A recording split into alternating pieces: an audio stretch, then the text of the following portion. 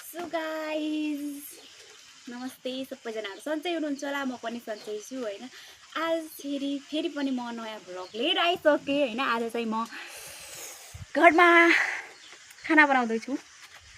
So आज तरकारी होइन, तर सानो कडेसा बारीमा गएर तरकारी लिएर आउने। म चाहिँ तरकारी लिन गएँ गाइज। मेरो सानो कडेसा बारी पनि देखाउनेछु तपाईँहरूलाई होइन। अनि मेरो ब्लगलाई चाहिँ लाइक कमेन्ट सेयर गरिदिनु होला गाइज होइन।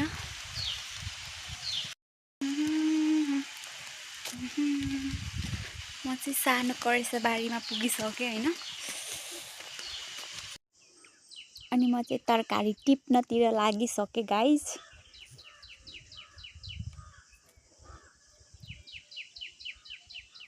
मेरो करेसा बारीमा फलेको तरकारीहरू एकदमै राम्रो अर्ग्यानिक छन्।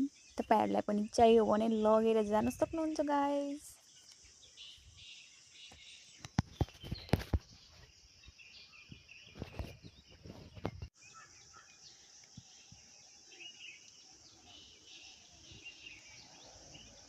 अहिले म सबै भिन्टीहरू टिपिरहेको छु।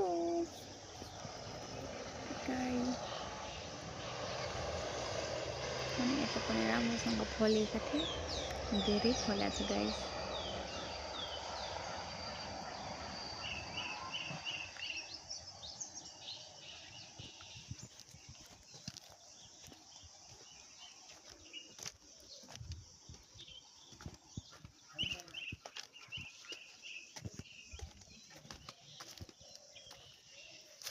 अनि यता भिन्टीका बोटहरू सँगसँगै बैगनका बोटहरू पनि लगाउनु भएको थियो ड्याडीले।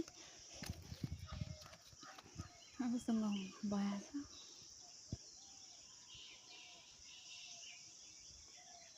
सबै भिन्टीहरू टिपिरहेको छु म।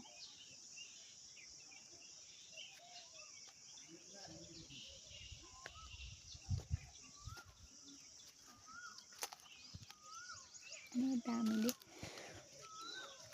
भुजाको बेलाहरू पनि लगाएको थिएँ।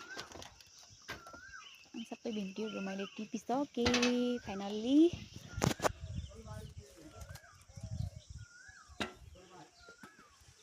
यो मेरो सानो करेसा बारी। यसमा अनारको बोट पनि फलिरहेको छ। अनार पनि फलेछन्।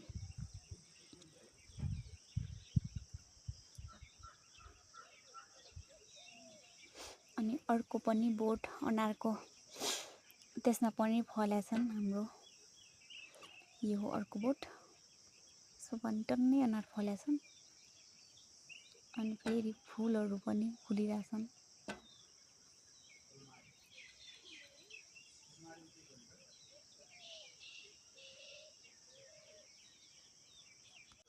अनि यतापट्टि हामीले भुजाको बेलाहरू लगाएको थियौँ। अनि मैले अहिले चाहिँ धोइरहेको छु, सफा गरिरहेको छु धारोमा लगेर। अनि यतापट्टि पनि हामीले लौका अनि भुजाका बोटहरू लगाएको थिएँ। अनि फलिरहेका छन्, सानो भएछ एउटा यता।